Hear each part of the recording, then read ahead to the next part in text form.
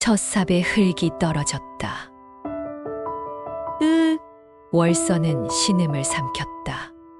얼굴에 흙이 쏟아졌다. 위에서 남자들의 목소리가 들렸다. 이 정도면 되겠지? 더 덮어! 확실하게 해야 해. 짐승이 파헤칠 수도 있으니까. 발소리가 멀어졌다. 완전한 침묵이 찾아왔다. 살고 싶다. 살고 싶어. 월서는 손을 움직였다. 손가락이 흙을 긁었다. 손톱이 부러지는 고통이 느껴졌지만 멈추지 않았다. 포기하면 안 돼. 절대. 안녕하세요. 장승배기 야담에 오신 걸 환영합니다. 구독과 좋아요는 소중한 인연의 시작입니다. 또 죽었다네. 최서방댁 막내가. 열흘 사이에 벌써 세 번째야. 이거 보통 일이 아닌데. 장터 어귀에 모인 아낙네들의 수군거림이 끊이질 않았다. 숙종 임금의 치세가 저물어가던 그해, 경상도 깊은 산골 고을은 온통 불길한 소문으로 가득했다. 점쟁이가 뭐라 하던가. 하늘이 노했다고 했지. 누군가 큰 죄를 지었다고. 그럼 누구요? 누가 그런 죄를 지었다는 거요? 아무도 대답하지 못했다. 다만 서로의 눈치만 살필 뿐이었다. 주막에서는 사내들이 술잔을 기울이며 한숨을 내쉬었다. 올해 농사는 글렀어. 봄의 꽃도 제대로 안 피더니만. 장마가 석 달이나 계속됐지. 이런 해는 태어나서 처음이야. 관아에서는 뭐라 하던가? 별 수 있나. 백성들 달래려고 제사나 지내고 있지. 한 노인이 떨리는 목소리로 말했다. 이건 분명 흉조야. 우리 마을에 부정한 사람이 있는 게 분명해. 그럼 어쩌자는 거요? 찾아내야지. 찾아서 내쫓아야 해. 그래야 마을이 산다. 그날 밤부터 마을 사람들은 서로를 의심하기 시작했다. 재수가 없는 사람, 애군을 지닌 사람. 불운 자체가 죄가 되는 시대가 열렸다. 산 사람이다. 저기 산 사람 온다. 마을 아이들이 소리치며 도망쳤다. 박도차는 지게에 나무를 한가득 지고 마을 어귀에 섰다. 나무 사실 분 없습니까? 주막 주인이 멀찌감치서 대답했다. 아, 저기 쌓아만 놔. 돈은 나중에 주지. 도차는 말없이 나무를 내려놓았다. 그의 팔뚝은 굵은 나무둥치만 했고 등은 산처럼 넓었다. 한 사내가 옆구리를 찌르며 속삭였다. 저 사람 왜 저렇게 혼자 사는 거야? 부모가 역병으로 죽었다잖아. 그 뒤로 계속 사내만 있대. 말도 안 하고 무슨 생각하는지 알 수가 있어야지. 도차는 그들의 수군거림을 들었지만 신경 쓰지 않았다. 돈을 받고 돌아서는데 주막 주인이 불렀다. 야, 잠깐. 이번엔 값을 좀 깎아야겠어. 왜 그렇습니까? 요즘 세상이 어떤데? 나무 살 사람이 어디 있어? 도차는 아무 말 없이 고개를 끄덕였다. 그에게는 따지는 것보다 산으로 돌아가는 게 더 편했다. 산으로 올라가며 도차는 혼잣말을 했다. 산은 거짓말을 안 해. 나무는 배신하지 않아. 그것이 그가 산에서 배운 전부였다. 월서나, 이리 와봐라. 본처의 차가운 목소리에 월서는 고개를 숙이고 다가갔다. 예, 마님. 오늘 저녁 진지는 제대로 준비했겠지. 그러했습니다. 그러했다고 내가 직접 확인해야겠구나. 월서는 아무 말 없이 부엌으로 안내했다. 본처는 일부러 발을 헛디뎌 국그릇을 엎었다. 이게 뭐야? 이렇게 짜게 만들어서 어쩌자는 거야? 죄송합니다, 마님. 죄송하기는 다시 만들어. 월서는 바닥에 엎질러진 국을 닦으며 입술을 깨물었다. 옆에서 지켜보던 하녀가 작은 목소리로 말했다. 아씨, 참으세요. 괜히 대들었다가. 알아요. 마님이 요즘 더 예민하세요. 대감께서 아씨한테만 눈길을 주시니까요. 월서는 쓴웃음을 지었다. 눈길이라니요. 그저 전다는 이유로 곁에 둔 것뿐이에요. 그래도 아씨는 아름답잖아요. 마님이 질투하실 만도 하죠. 아름다운 게 죄가 되는 세상이네요. 그날 밤 월서는 작은 방에 홀로 앉아 창밖을 바라봤다. 언제까지 이렇게 살아야 하나. 하지만 갈 곳이 없었다. 친정은 이미 문을 닫았고 그녀를 받아줄 곳은 어디에도 없었다. 대감마님, 큰일 났습니다.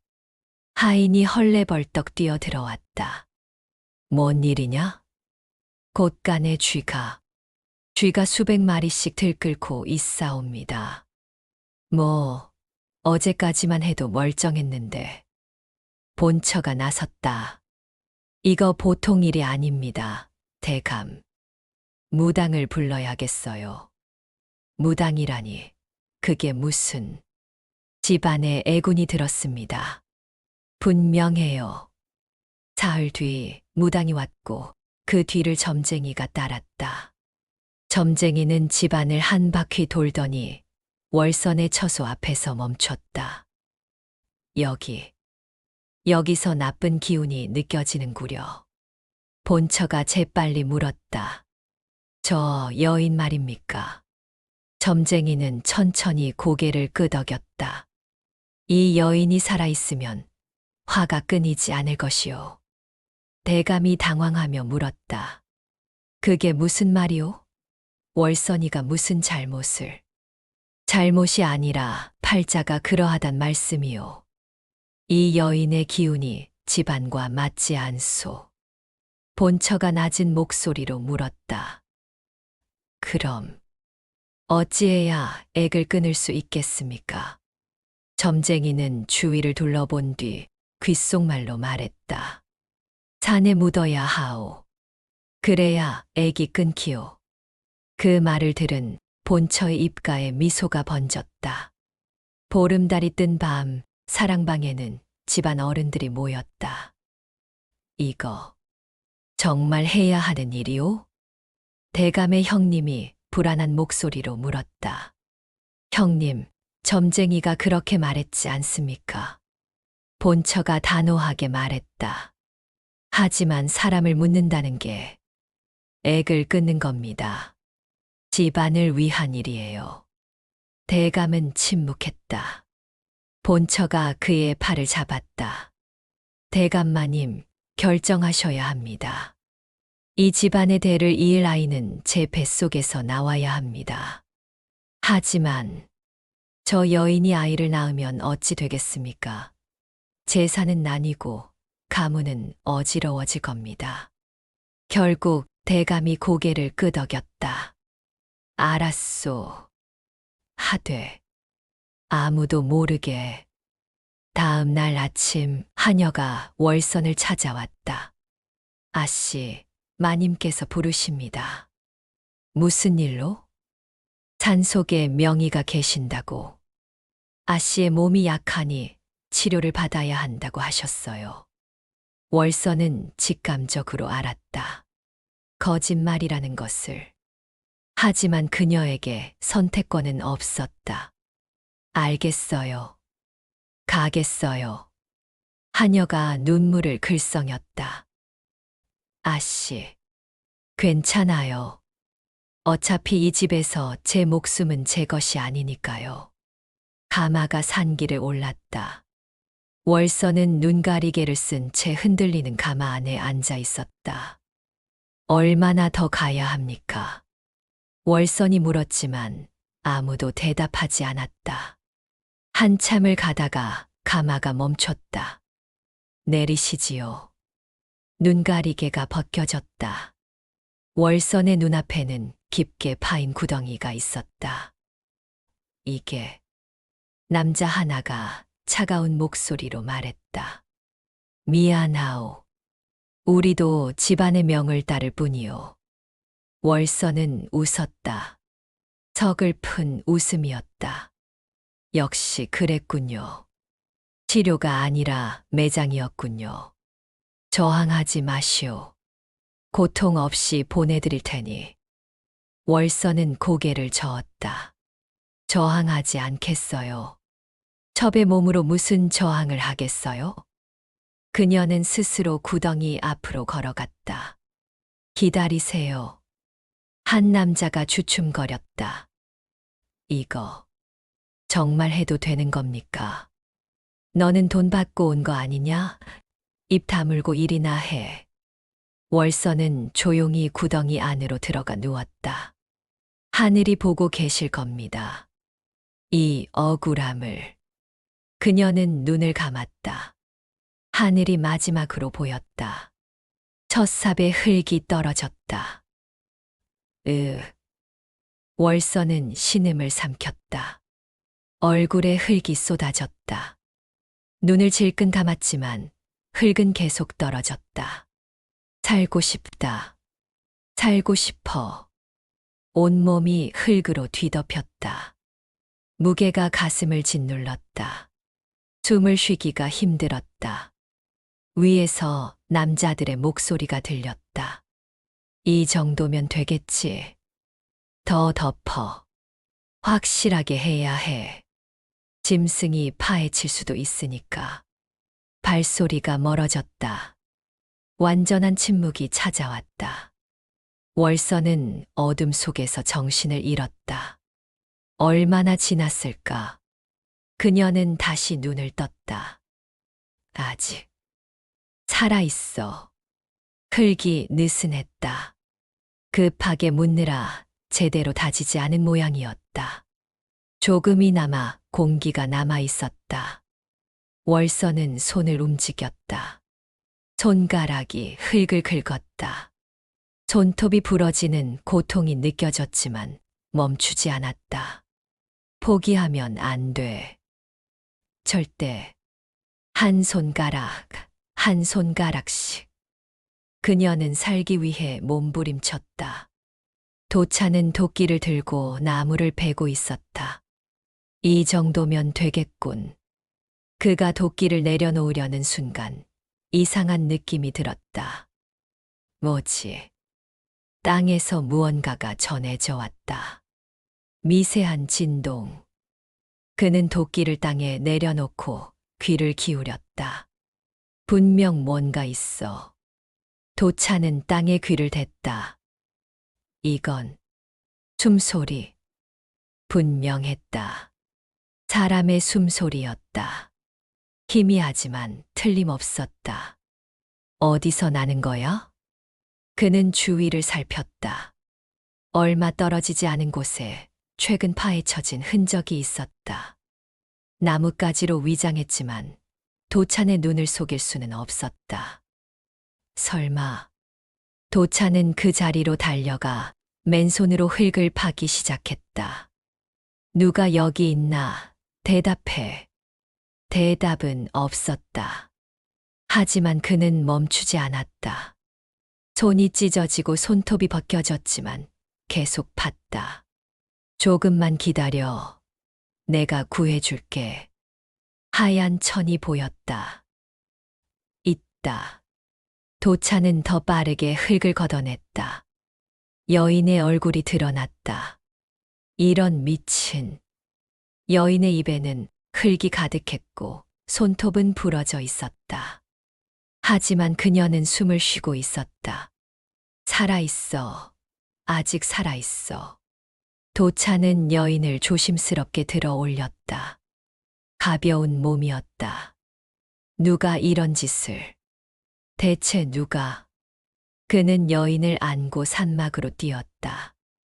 분노가 온몸을 타고 흘렀다. 사람을 산채로 묻다니. 짐승만도 못한 놈들. 산막에 도착해 여인을 눕혔다. 그는 물을 데워 여인의 얼굴을 닦았다. 눈을 떠. 제발 눈을 떠. 여인의 눈꺼풀이 떨렸다. 천천히 눈이 떠졌다. 정신 차려. 살았어. 당신은 살았어. 여인은 도찬을 바라봤다. 그리고 작게 속삭였다. 감사합니다. 그리고 다시 기절했다. 밤새 도찬은 여인을 돌봤다. 따뜻한 물을 조금씩 먹이고 불을 계속 지폈다. 새벽녘 월선이 완전히 깨어났다. 여기가 어디죠? 내 산막이요. 안심하시오. 월선은 도찬을 바라봤다. 당신은 누구시죠? 박도찬이요. 이 산에서 나무를 하는 사람. 저를 구해 주신 겁니까? 구했다기보다 당신이 살아있는 걸 발견했을 뿐이요. 월선은 자신의 손을 봤다. 부러진 손톱, 피가 맺힌 손가락. 제가 파헤치려 했군요. 많이 싸운 것 같소.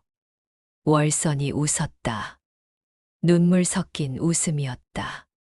살고 싶었어요. 죽고 싶지 않았어요. 도찬은 고개를 끄덕였다. 당연한 거요. 사람은 살고 싶어 하는 게 당연하오. 당신은 왜 저를 살려주셨어요? 귀찮은 일에 휘말릴 수도 있는데. 도찬은 불을 바라보며 말했다. 사람을 땅에 묻는 건 옳지 않소. 그게 전부요. 월선의 눈에서 눈물이 흘렀다. 고맙습니다. 정말 고맙습니다. 사흘째 되는 날, 도찬은 산에서 낯선 발자국을 발견했다. 누군가 이 산을 뒤지고 있어. 그는 재빨리 산막으로 돌아왔다. 월선, 무슨 일이에요? 당신을 찾는 사람들이 온 것 같소. 숨어야 하오. 월선의 얼굴이 창백해졌다. 제대로 묻혔는지 확인하러 온 거예요. 그럼 더 깊숙이 숨어야겠소. 동굴 안쪽으로 가시오. 월선을 숨긴 뒤 도찬은 평소처럼 나무를 베기 시작했다. 얼마 후 3명의 남자가 나타났다. 이봐, 산 사람. 무슨 일이요? 이 근처에서 이상한 거 본 적 없나? 이상한 것이라니? 파헤쳐진 무덤 같은 거 말이야. 도찬은 무표정하게 대답했다. 짐승들이 가끔 땅을 파긴 하오. 짐승 말고 사람이 묻힌. 다른 남자가 그를 가로막았다. 됐어. 이 사람은 모르는 것 같으니까. 그들은 구덩이가 있던 곳으로 갔다. 이상하네. 분명 여기였는데. 시신이 없어. 짐승이 물고 갔나? 아니면 살아서 나간 건가? 말도 안 돼. 그렇게 깊이 묻었는데. 그들은 한참을 뒤지다가 돌아갔다. 도찬은 그들의 뒷모습을 지켜봤다. 또 올 거야. 분명히. 그날 밤 월선은 처음으로 자신의 이야기를 꺼냈다. 물어보지 않으시는군요. 뭘? 제가 왜 묻혔는지. 도찬은 불을 쪼개며 말했다. 말하고 싶으면 하시오. 아니면 말고. 월선은 작게 웃었다. 이상한 분이시네요. 보통은 궁금해하던데. 남의 사정 캐묻는 게 내 일은 아니니까. 월선은 이야기를 시작했다. 저는 양반가의 첩이었어요. 본처가 아들을 낳지 못해서 들어간 거였죠. 그래서 본처가 저를 미워했어요. 제가 아이를 낳으면 재산이 나뉠 테니까요. 도찬이 물었다. 그래서 묻은 거요? 점쟁이를 이용했어요. 제가 집안의 애기라고. 저를 산에 묻어야 액이 끊긴다고 했죠. 미신을 핑계로? 네. 하지만 진짜 이유는 탐욕이었어요. 재산, 권력, 대를 이을 자식. 도차는 주먹을 꽉 쥐었다. 욕심 때문에 사람을 죽이려 했다니. 세상이 그래요. 사람보다 돈이 무거운 세상. 하지만 당신은 살았소. 월선이 도찬을 바라봤다. 당신 덕분에요. 다음 날 아침 도찬이 말했다. 관하로 가야겠소. 네. 이 일을 신고해야 하오. 사람을 죽이려 한 것은 죄요. 월선이 황급히 말했다. 안 돼요. 양반과 일의 상민이 끼어들면. 그래도 해야 하오. 당신만 다칠 거예요. 저 같은 첩 하나 때문에. 도차는 단호하게 말했다. 당신은 하나가 아니오. 사람이요. 살 권리가 있는 사람. 월선의 눈이 흔들렸다. 하지만 증거가 없어요. 제 말만으로는. 그럼 증거를 만들어야지. 어떻게요? 도차는 생각에 잠겼다. 당신 그 집에 뭔가 남겨둔 거 없소? 제 처소에 몇 가지 물건이 있긴 한데 중요한 건? 월선이 번쩍 떠올렸다. 일기장, 제가 일기를 썼어요. 집안 어른들이 나눈 대화도 기록했고 그거면 증거가 되겠소. 하지만 어떻게 가져와요? 그 집에 다시 들어간다는 건. 도찬이 웃었다. 내가 가지. 혼자요? 산에서 살면서 몰래 다니는 법은 배웠소. 그날 밤 월선은 중요한 사실을 밝혔다.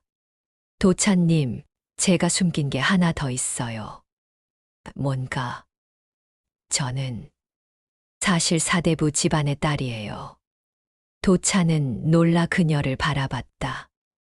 양반 집딸이? 네.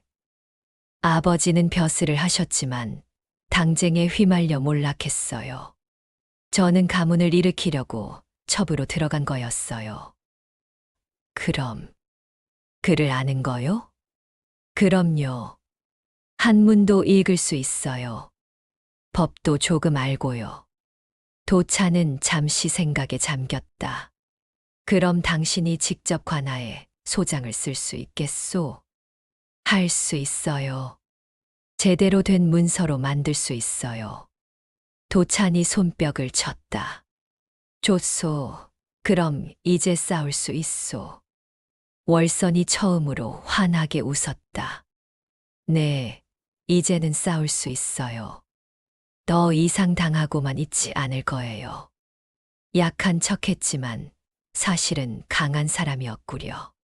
살아남기 위해 약한 척했을 뿐이에요. 도차는 고개를 끄덕였다. 이제 진짜 당신을 보는 것 같소. 산을 내려가려던 날 새벽 산막이 포위됐다. 나와라, 산 사람. 도차는 월선을 뒤로 숨기고 밖으로 나갔다. 무슨 일이요?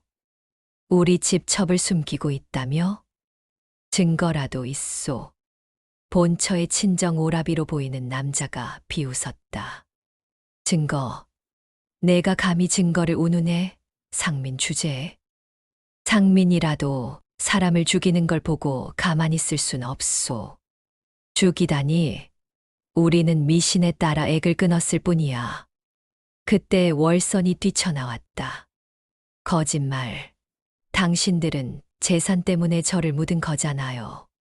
인연이 아직 살아 있었구나. 남자들이 달려들어 도찬을 붙잡았다. 여럿이 달려들자 도찬도 어쩔 수 없었다. 놔. 이 사람은 아무 잘못이 없어. 월선이 소리쳤지만 그들은 듣지 않았다. 이번에는 확실하게 해야겠어. 깊이 파. 새로운 구덩이가 파지기 시작했다. 도찬이 절규했다. 당장 멈춰. 닥쳐. 내 차례도 곧 올 거야. 도찬은 묶인 새끼줄을 보며 결심했다. 이제는 참을 수 없어. 그는 온몸에 힘을 주었다. 팔의 근육이 부풀어 올랐다. 뭐야, 이 자식이. 쾅, 새끼줄이 끊어졌다. 저 미친, 어떻게 맨손으로. 도찬은 가장 가까운 남자를 잡아 던졌다. 으악. 월선, 지금이요. 월선은 옷자락에서 작은 보따리를 꺼냈다. 안에는 종이 몇 장이 들어 있었다. 이게 뭔데? 한 남자가 빼앗으려 했지만 월선은 재빨리 피했다. 이건 증거예요. 당신들이 저를 죽이기로 모의한 증거. 그딴 게 무슨 소용이야. 관아에서는 소용 있어요. 이 안에는 날짜, 시간, 나눈 대화가 다 기록되어 있어요. 월선의 목소리는 떨리지 않았다. 재산을 지키기 위해, 대를 이을 아이를 막기 위해 당신들이 저를 산채로 묻기로 했다는 증거. 남자들의 얼굴이 창백해졌다. 그게. 도찬이 월선 앞을 막아섰다.